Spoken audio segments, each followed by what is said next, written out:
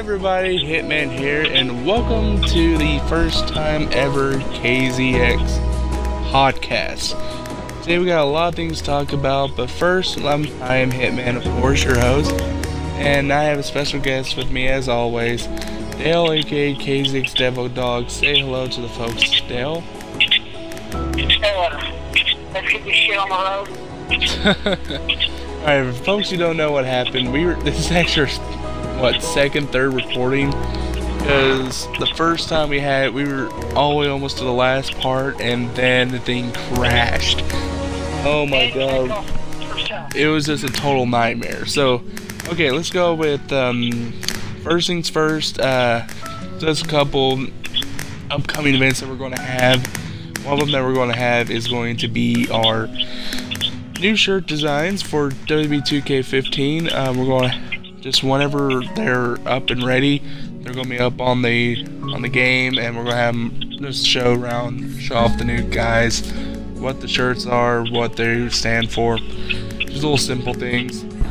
Another thing we're also going to have is going to be new videos that's coming out next week. Like this one's coming out tonight, I believe. Tonight or tomorrow, I'm not sure. But next week we're also going to have Good, Bad, and the Ugly coming out. We're also going to be doing a new other series called Funny Moments or Epic Moments, where we have different clips of different games like Titanfall, Minecraft, you name it, and bring that out. But so Dale, let me ask you something. Did you watch the Battleground last Sunday? Yes, I did. What do you think of it? Like, what was your exact opinion on it?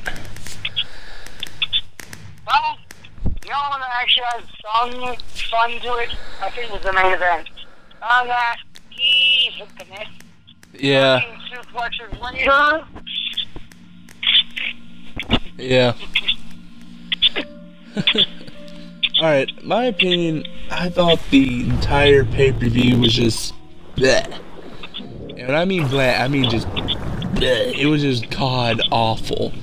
Like, there was like nothing in the pay-per-view that I thought might be good besides the main event and the Divas match. But we'll go to that later. Like, just like every match is just, you either see some botching or someone messing up what they're supposed to do, or not following what the whole thing was. Just different key moments. It was like, there was a scene with JoJo and Stephanie, and like it just went off the rails before the entire interview even started, just because over her fucking height. Like, what the fuck? I don't think. JoJo. She did try to actually catch it and fix it. Yes. From Stephanie. Before Stephanie interrupts her, says, "So, are you ready to talk about it or what?" So anyway, back to the story. Divas match. What the fuck are these producers doing? I mean, seriously, what the hell are these guys doing? Like, we had what, the Bellas and Alicia Fox were just ignore those three. We had Naomi, and we had Tamina, who is a really good wrestler, but a little bit underrated in my opinion, even though she is the daughter of Jamie Superfly Snuka.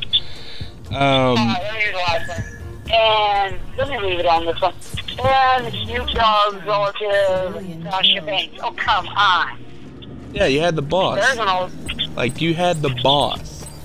Then you also had Team Paige, which the entire match was a triple threat match. And you had Becky Lynch, Charlotte, Flair, and Paige.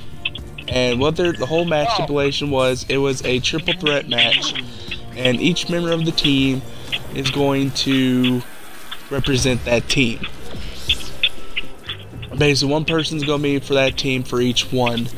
And it was Charlotte, Sasha Banks, and it wasn't going to be Nikki, but Nikki backed down, and it was going to be Brie instead. And I remember there was one part I laughed so hard, was when she decided she was going to do the Daniel Bryan yes kick, and the entire crowd was just saying no, just shitting on it, just saying no, no, no.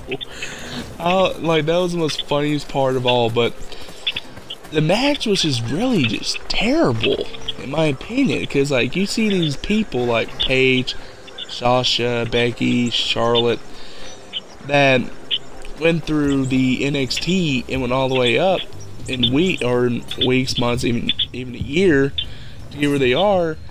And at NXT, they're making 4.5, maybe 5-star matches flawlessly. And the minute they got on to the main roster, it's like the production is just taking them down. Like, make them look like they're just rookies that don't know what the hell they're doing. I should say the producer should back them up, let them do the job, and let's see how much more. This is why what I noticed. And this is why I like Triple H run stuff more than Vince, in my opinion, right now, because he's actually trying to get these rookies and NXT people up to the main roster and get that hype that they've been wanting and get that opportunity. That's what I like the most about him when he's doing COO. And right now it just seems like nothing's going on. Like, really, there's nothing going on that's good. But it's just hard to talk about it. It's that bad. And then you got the Bellas, who they just, in my opinion, they probably didn't even knew what wrestling was until they got into WWE. They're just basically a bunch of models that just decide that Vince liked their body and their looks, and they had an idea. It's like, you guys look great. You're gonna be my twin wrestlers, and you're gonna be great. And that's basically how it happened in a nutshell. If you don't believe me, if you don't believe me, if you have WWE Network, which you should, I'm just kidding. Look up WrestleMania 20. Well, no, they probably had that taken away, or they had that match pulled. I remembered. But WrestleMania 25, they had a match, and literally all they had was those divas was just standing there, being either the valet or doing a stupid little twin magic where the ref is too dumb to see that that's not the same person. But alright, but let's get that. Let's go to the main event, which was Brock Lesnar versus Seth Rollins for the WWE Heavyweight Champion of the World, as Paul Heyman, because Paul Heyman is like the Jim Ross of today. There's no person that can make something so over than Paul Heyman. Back in the day, there was nothing that could be put over until Jim Ross is making it over, in my opinion. If you look at it, Paul Heyman has some good ones and he's champions out of nothing. Exactly. He can shit a miracle. Yeah. Faster than we could probably think of one. Because he's that gifted. Because Paulie Dangerously is that gifted. Same with Jim Ross. Because they see the potential in that person, and they will try everything they can to get either the crowd hated on them or love them. But back to the match. The match was basically any other match that I've seen that involves Brock Lesnar. Basically, Suplex City Bitch 24/7, beating the holy hell out of Seth Rollins. I mean, like, holy shit. But I think he did. I see Paul Heyman just counting each suplex. Yeah, it's like first see one suplex. Yeah, like suplex 5, and then suplex 6, suplex 7, and he actually went. I think he said it was like 2 suplexes over Cena. Last time I checked. If I recall, Seth Rollins did try to run. But he couldn't hide. Oh no, he couldn't get away. Let's just leave it that route. Oh no, all of a sudden you see him weaseling off. Guess what? Here comes Lesnar, just hurtles over the barrier. grabs Roll, pulls him back over the barrier, takes the belt, puts him actually bellkeeper again.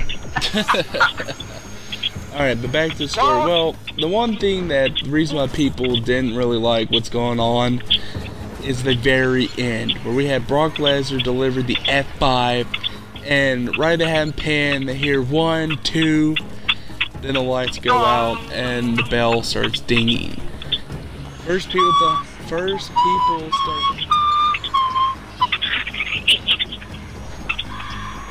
Constant noise already, but basically it started off with Undertaker popping out, and the crowd just went erupt. But the minute they realized that basically the whole point of reason why he's coming back, the crowd just went silent. Like, dead fucking silent. It was terrible. And I don't even know if you watched Raw last Monday or not, but like, the whole angle that they're trying to do it is trying to make like the rematch that took a year and a half in the making, where yeah, Taker lost his undefeated streak at WrestleMania 30 against Brock Lesnar, so it took him a year and a half to come and get his revenge, to take down the Beast Incarnate. And that's basically what looks like what they're trying to do. And it's just god awful. In my opinion, it's just god awful. Yeah, like, another thing that I was so pissed at was Cena versus Owens 3. And I should have saw this fucking thing coming, because the last incident that happened, where it involves Cena versus another superstar 3 times at a pay-per-view. Basically, the first time they'll have him win, or they have the opponent win, and then the next pay-per-view, WWE has this idea to go all hell-bent on Cena's revenge, so they automatically make him lose to Cena. And the third one, they just decide, well, Cena should stay as champion because they don't believe that person's champion material, and they'll have them lose a final time against Cena, then they'll go off to someone else. It's what it always is. And it's the same stick every fucking time for the past 10 years. And here's the question. How much is that asshole making right now? last time I heard he's making like $7 fucking million a week. How much is the average wrestler like that's been the same amount of time making? About $200, $300. Last time I heard. If they're no, they only get paid just for appearing. If, like, for those that are on the active roster thing, like for example CM Punk back in the day when he was there, he only made about $200 just for appearing. While Cena is getting, while people like Cena and Orton, they're making $100,000 to $7 million, plus the amount of money through merchandise sales. But if you look at it like this, Orton's not even making as much as Cena. No one's making as much as Cena. Well, except The Rock. But let's forget about that happened. But Rock makes more than that. Way more than Cena. like I said, let's change the subject before you get all fucking heat up again. Basically, I'm just sick and tired where we have where you have the actually good heels, and actually being the good heels that they are, new heel tactics and all that, and all you get from Cena is lol, I win no matter what, I'm Super Cena and I do everything because it's for the good of the company, and I am superior and you are inferior, yada yada yada, all that bullshit. I will never give up. I'll do this for the children, not for the money. Like, just basic generic shit that you'll hear from a teacher at gym class. And it's getting to the point to like, what's the whole point where you actually know who's going to win or not? Plus, the entire like, Owens, I feel sorry for Owens, because this is the guy that's been wrestling longer than John Cena. I mean longer than John Cena. He was in this business for about, what, 12, 13 years? Owens been wrestling for 14. Owens and Zayn has been in the business for 14 years. And they just now got into the WWE. They weren't like John Cena where they just went to OVW, just telling them that his biggest support was Hulk Hogan, and just be a total kiss ass the entire time. No. They went to literally empty bingo hall arenas, probably with 20, maybe 30 people in attendance, and do 5-star matches 24/7, making only $20 a match. And the men they get here, they're being called as the children or rookies that don't know what the hell they're doing, and get immediately shit on and buried on by people like John Cena and or especially JB fucking L, dude. Why the hell is he still on commentary? I mean, seriously. I mean, the Ascension, for goddamn example, the Ascension are the main reason why I don't even like Ascension anymore, because of JB fucking L. Basically, the Ascension was the most dominant tag team on NXT. The minute they lost to Lucha Dragons, it was a whole upset victory that made the crowd just amazed that they were actually like mortal.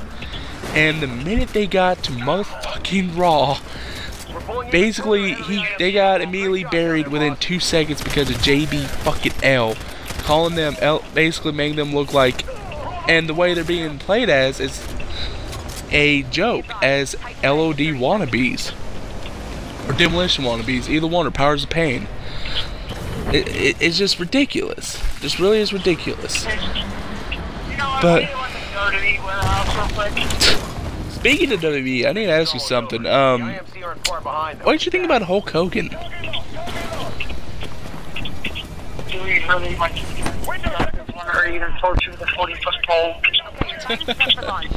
Okay, for the people who don't know what happened is Hulk Hogan 8 years ago made a racial slur incident over Brooks, or his daughter's Brooks' boyfriend, who was black, and it just went downhill. Well, the aftermath of it just went skyrocket. News 24/7 all over the damn place, and it got so bad WWE decided to ended up firing his contract and severed ties. And what do you mean by when they said severed ties, you're thinking maybe, oh, I guess we won't see him again unless he makes an apology or sell his differences with WWE, just like what they did with Ultimate Warrior and Alundra Blaze and Wendy Richter, like them. No. What I mean severed ties, in their opinion and what they made it, he is, as quote from the WWE.com, he is no longer in the Hall of Fame. Everything in the WWE Network or on WWE.com that involves Hulk Hogan is been removed or is going to be taken down, to where there is nothing going on with Hulk, or basically where it shows Hulk Hogan was never in the WWE in the first place, is what they're making it look like. It's that insane. No, they're just overreacting with the Hall of Fame. Yeah, he's no longer in the Hall of Fame anymore. Like, they removed him from the Hall of Fame. It's just trying to be the closer thought. Now watch, as long as this is all taken care of, we're gonna have fucking a message board on this one. You know, what the fuck up? The way I see it, we're gonna have another. The way I see it, I think we're gonna have another instance with the Ultimate Warrior. People don't know what the Ultimate Warrior was. They tried to pull a bunch of negative stuff on Ultimate Warrior, but Ultimate Warrior was actually innocent. They just basically beat the shit out of him just because he was buff and he was actually more popular than the old school guys, and they didn't like that. And so, and in 2001 they decided to make a video called Self-Destruction, where it just made nothing but a whole bag out incidents.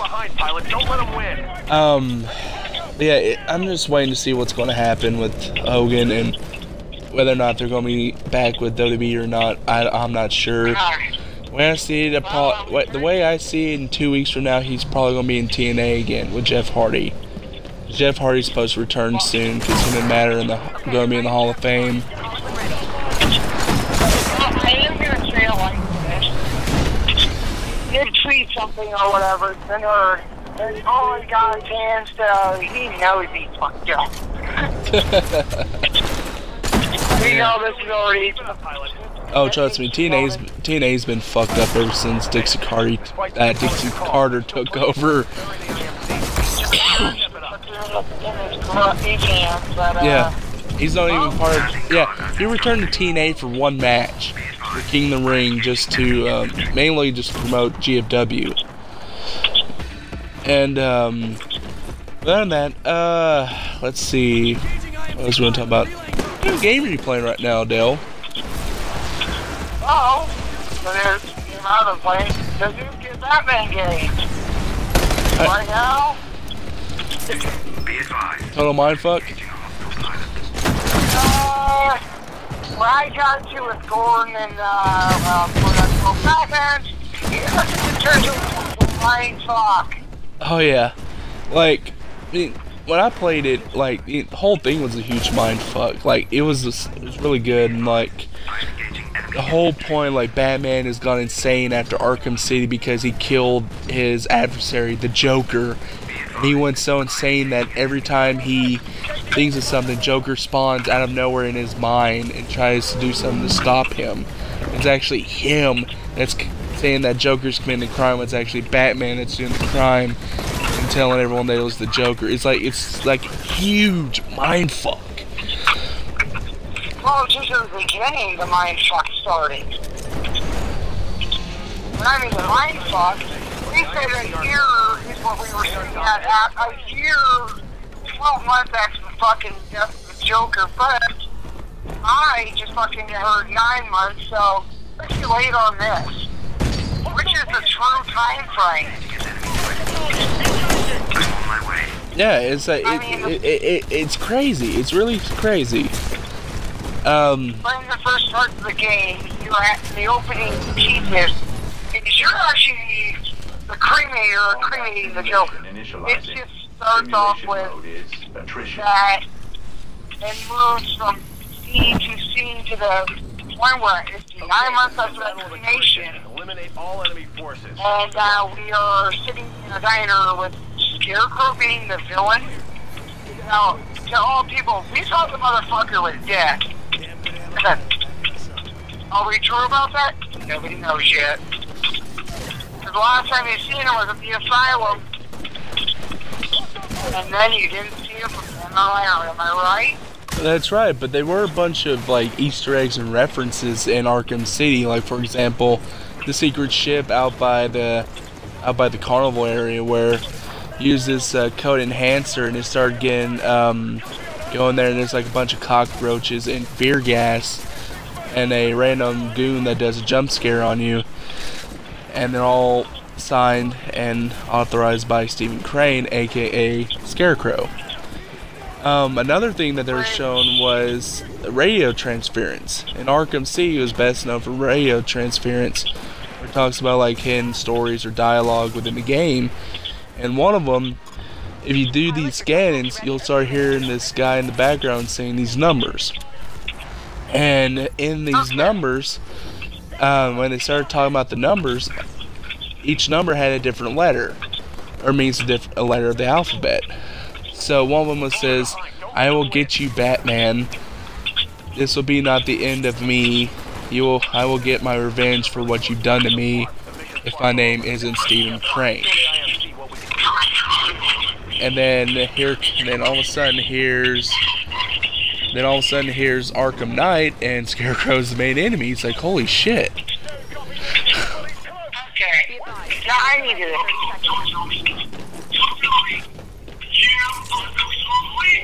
Now we're looking at it like this. There's this random villain that pops up with Scarecrow, Arkham Knight. that was the one that was a major mindfuck for me, was Arkham Knight as well. And people are sorry if we're spoiling anything, it's my fault.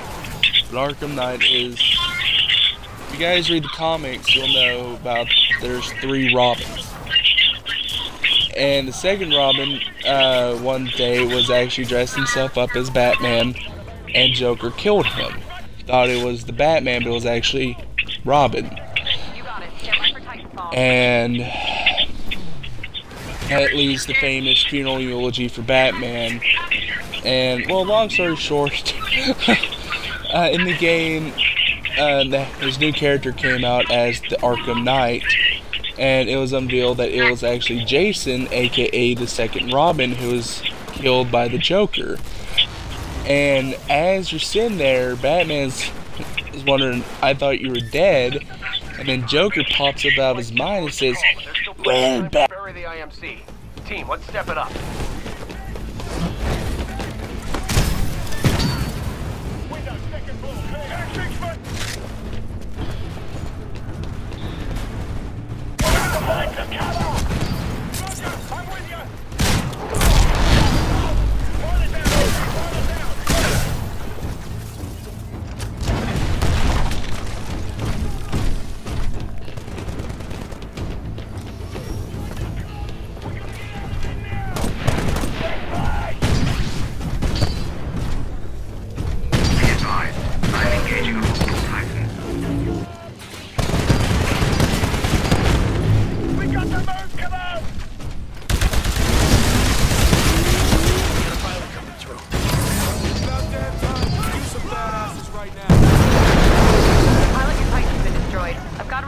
Underway. I'll let you know when it's done. Copy, balcony clear.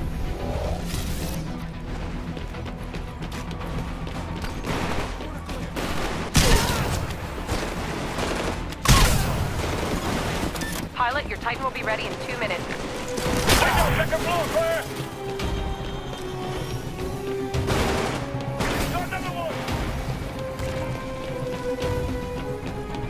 Hey pilots, the IMC are giving us a run for our money. It's gonna be a close battle. Let's make sure we get there first.